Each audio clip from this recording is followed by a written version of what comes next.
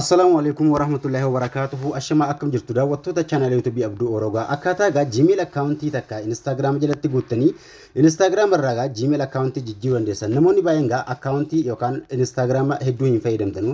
Garuu Instagram application akkasuma Instagram ni gaa social media keessa application social media keessa ka faayidaa guddaa qabudha. Akkasuma namoonni itti fayyadamaa hin jirre Instagram kana itti fayyadamuu qabdu isin jira. Akkasuma namoonni Instagram account itti fayyadamaa hin jirre account Instagram banatanii akkasuma waan barbaadan photo keessan irra post gochuu akkasuma waan barbaadan hunda irra maxxansuu dandeessu barbaaddeellee viidiyoo gaggabaabaa riilii irra gadhiisuu dandeessu sin jira. Kanaafuu warra keessan agarsiisu gaa account isaa banatanii namoonni Gmail account irraa jijjiiruu barbaadan yookaan immoo account Gmail sana kan jala jijjiiruu barbaadan Gmail account itti guuttachuu qabdu.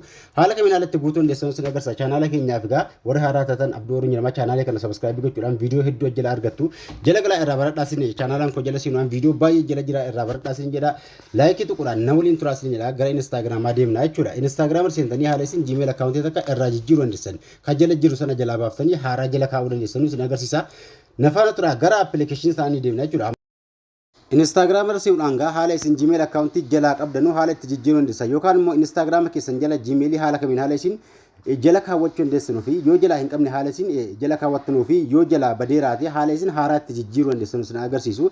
Instagram irra eegasiintanii gaa Gmail itti jijjiiruudhaaf gaa profile keessan jalaa tuquudhaan gubbaarraa tuqaa sadii eegatuqtanii tuqaa sadii gubbaa eegatuqtanii haala kanaas ni baasa account center ka jettu mallattoo xiyyaa fi lafiitii kana yeroo takkanii tuqachuudha. Instagram irra eegasiintanii account center eegatuqtanii haala kanaas ni baasa olaxaa'uudhaan gaa irraa olee kanaas suuteettanii eega olaxooftanii gaa personal detail ka jiru jiraachuudha. Asirratti personal detail ka jettu kana asirratti tuqxu mallattoo xiyyaa fi lafii tuquudhaan personal detail keessan keessa eega seentanii Gmail jalaa qabdan haala kanaa isin agarsiisa jechuudha. Jiratti haala kanaan Gmail jalaa qabdan isin agarsiisa. Yoo Gmail email account kun isin irra hin jiraannes yoo achirraas Gmail hin qabaannes mallattoo xiyyaa fi lafii sanaa tuqxu jechuudha. Achirra eega tuqxanii Gmail jala jiru kan jijjiiruudhaan duratti Gmail sun yoo jala jiraates kabiraatti yoo barbaadan ganjalaa dhufuudhaan gaa add new contact ka jette kana yeroo takkanii tuqxu jechuudha.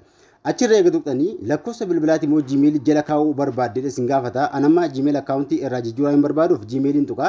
Isin yoo lakkoofsa barbaaddan lakkoofsa tuqxu. Gmail account eega tuqxanii gaa asirratti keessin naquu qabdan email account yookaan Gmail account yookaan account Google jechuudha. Haaraadha keessin naqxan asirratti.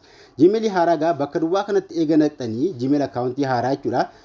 Bakka kanatti account Gmail haaraa bilbila keessan keessa jiru jechuudha. Kan Instagram jala duraan kaawwattanii hin turre akkasuma Gmail account achirra eega naqxanii tuqaa ganjallaa kana raayitii itti kennuudhaan gaa sanduuqa kanatti eega raayitii kennitanii gad dhufuudhaan Gmail achirra kaawwattanii eega kaatanii gaa Gmail sun keessan jala kaawwattan haaraa akkasuma Instagram jala kaa'uudhaaf next tuqxu jechuudha. Raayitii eegatti gootanii next ka jette gaanii tuqxu jechuudha. Achirratti Gmail haaraa itti jala kaa'uudhaaf jechuudha. Fakkeenyaaf sana jala balleessuun duratti Gmail account hamma jala keessan kun bilbila keessa irra jiraachuu qaba. Dhaxxanii koodii irraa fiddee dhuftu Gmail keessa seenuudhaan koodii verify isin ta'uudhaaf yookaan abbaa Gmail ta'uudhaaf koodii isin ergaa. Koodii kana gaa email itti jijjiiruudhaan gaa yoo gubbaarraa email sun notification koodiin kun ni jijjiirama sekondii 15 booda jechuudha. Koodii kana gaa koopii gochuu yookaan immoo barreeffachuudhaan dhuftanii asirratti eega barreessitanii next ka jettu tuquudhaan verify gootu jechuudha. Gmail account sun Instagram jalatti seefii ta'ee jira jechuudha. Kanaafuu Gmail account takka Instagram jalatti haala kana haala salphaa ta'e yoo jalaa badeeraate irraa jijjiiruu dandeessu. Haala kanaan asirratti gaa koodii isaa tuquudhaan gaa next eega isin gootanii verify isin godhaa jechuudha automaatikii. Kanaaf haala salphaatiin haala kanaan gootu asirratti akkasuma close yookaan immoo tuqaa gubbaa tuquudhaan deebuu dandeessu. Haala salphaatiin gaa account Gmail amma asirra jiru kun Gmail haaraa kan isin majala keessanii inni kaan ofumaan jalaa badaa jechuudha. Hogguu isin jala seentanii ilaaltan gaa personal detail tuquudhaan gaa Gmail account hamma isin jalaa qabdantu ajjala jira jechuudha kunoo. Haala kanaan account Gmail hamma isin haaraatti jirtan kaan ofiin badaa. Itti fayyadamaa isin jedha account Gmail akkasuma account keenyaaf yookaan Instagram keenya namoonni hin beekne jiraatan follow godhaa isin jedha. Barnoota sanarraa waan isin jala yoo jiraate commentii na barreessuu hin dagatinaa YouTube channel YouTube kooti jalatti channel YouTube kooti jalatti commentii na barreessaa isin jedha. Namoonni account kana hin beekne follow godhaa subscribe video akka namoota hedduu bira ga'uuf like share gochuun dagatinaa nagaan tura.